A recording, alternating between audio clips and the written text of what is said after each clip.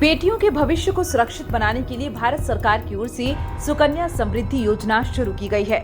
इस स्कीम में 250 रुपए से लेकर अधिकतम 1.5 लाख रुपए तक निवेश किया जा सकता है। आप अपनी सुविधा के हिसाब से निवेश शुरू कर सकते हैं। बेटी के नाम से चलाई जा रही इस योजना में अभिभावक को सिर्फ 15 सालों तक इन्वेस्टमेंट करना होता है। 21 साल बाद ये स्कीम मैच्योर हो जाती है।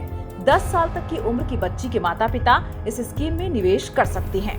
मौजूदा समय में सुकन्या समृद्धि स्कीम पर 8% के हिसाब से ब्याज मिल रहा है।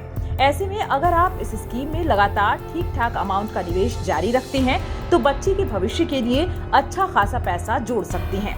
लेकिन अगर आप इस अकाउंट में सालाना मिनिमम धनराशि किसी कारण नहीं डाल पाते हैं तो खाते को डिफॉल्ट मान लिया जाता है। ऐसी स्थिति में अकाउंट बंद कर दिया जाता है।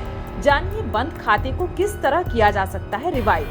अगर आपका सुकन्या समृद्धि खाता किसी कारण से बंद हो चुका है तो आप इसे फिर से शुरू कर सकते हैं।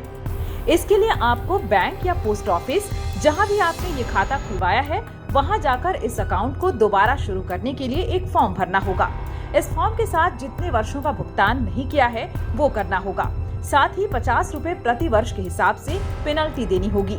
मान लीजिए आपका खाता 4 सालों से बंद पड़ा है तो आपको 250 रुपए प्रति वर्ष के हिसाब से, साथ ही 50 रुपए प्रति वर्ष के हिसाब से पेनल्टी देनी होगी। इस तरह आपको 1000 रुपए और 200 रुपए पेनाल्टी के देने होंगे। इसके बाद आपका खाता दोबारा शुरू हो जाएगा। सुकन्या स्कीम के फायदे की बात करें तो सुकन्या समृद्धि योजना के तहत आपको अन्य सेविंग्स स्कीम की तुलना में काफी अच्छा ब्याज मिलता है। इस योजना में आप जितना भी निवेश करते हैं उसके लिए आपको गारंटीड रिटर्न मिलता है।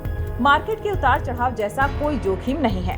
सुकन्या समृद्धि में निवेश की गई रकम पर कंपाउंड का फायदा मिलता है, यानी आपको मूलधन के अलावा ब्याज पर भी ब्याज मिलता है। ऐसे में इस स्कीम के जरिए अच्छा खासा मुनाफा लिया जा सकता है।